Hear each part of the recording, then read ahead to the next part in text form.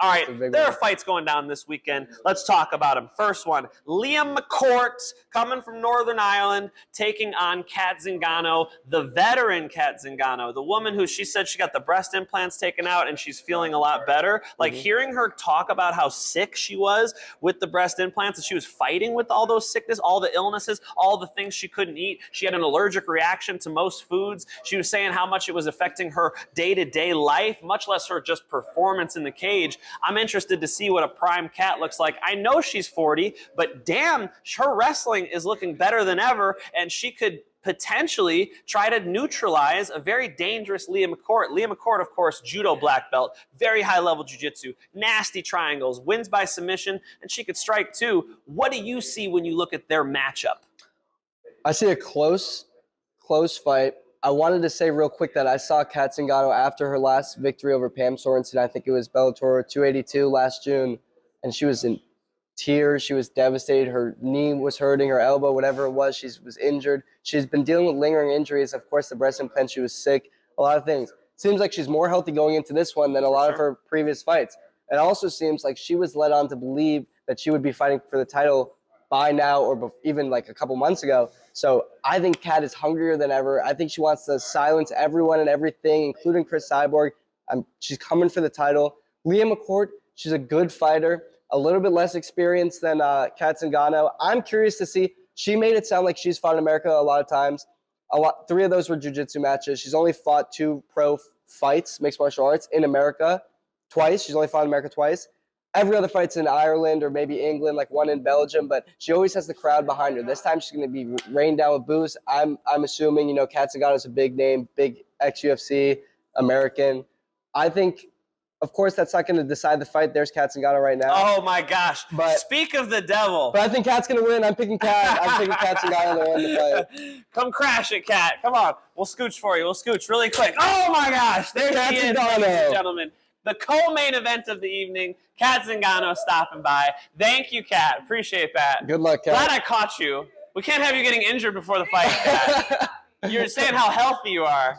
I was jumping out of the way. That was awesome. I was telling Kat, I told her she was not going to like the question, but I saw Chris Cyborg at the gym. You're all good. Put it back on. You're all good. We ain't even cutting this. This is all just natural. I'm gonna upload the whole thing. So I hope this is making a ton of noise right now. Can we get Cam in here, man? I don't know how to do this. Good? I think I got it. Come on, man. We'll do the SpongeBob. 3 hours later. Yeah, you actually should do that. You should cut it you and like do that? All right, wait. This is going to be easy now that I took it off. All right, good. Just hold it like a little mic. Cat Zingano's fault. Wow, she came in and dove.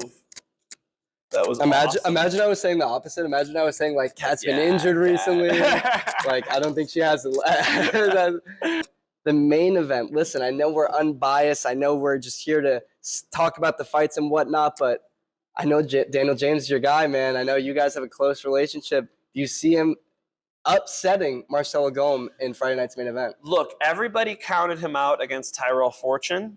And I told you that I have friends who bet on fights. I'll just tell you they put a decent amount of money on Daniel James because they knew something in the recipe was going to come through when it came time. And listen, man, Daniel James is more dangerous than ever. Another guy, we're talking about Cat Zingano's 40, another 40-year-old who's 41. In his prime. I feel like at 41 years old, Daniel James is finally putting all of his experience together with being able to lay on the gas pedal. One thing he used to have to do is sort of start slow, open-handed, get a hold of people, and as the fight would go on, he would kind of overwhelm them with his size. Now he's closing his fucking fists, and he's putting people out, and it's badass to watch because he still has the wrestling, he still has the clinch, he still has the ability to the physicality he puts on people. So Marcelo Golm's so good at jiu-jitsu, but I don't know if he'll be able to use it, brother. He has to get to the top position. It's going to be tough. You heard what he told me. He's like, no, I'm going to go strike with Daniel James. That's interesting. If he's ready to go toe-to-toe striking, who knows? I think it's a coin flip of a fight. They're both 2-0.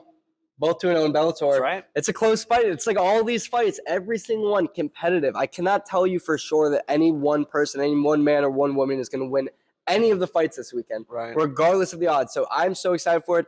I'll give my pick for the main event, the under. Don't care if it's half a round. Don't care if it's 1.5 rounds, 2.5 rounds. This fight's not going the distance. I don't know about under half a round, but this fight's not going the distance. There's two big heavyweights. I know Marcelo, he's known for his Brazilian jiu-jitsu, but he says he wants to strike, and I believe him, man. He seems like he wants to strike. He wants to bang, so that's going to be a good one.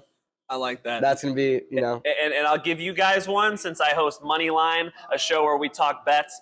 Mine is, I would say, pick the over for the co-main event. Zingano is going to have a lot of trouble finishing Leah McCourt, even if it's going her way. Mm-hmm. And even if it's going Leah McCourt's way, I think these women are going to go all 3 rounds. So over co-main event, and then Dylan saying under main event, these big boys are going to clash. Look, they're dope fights. I'm super excited.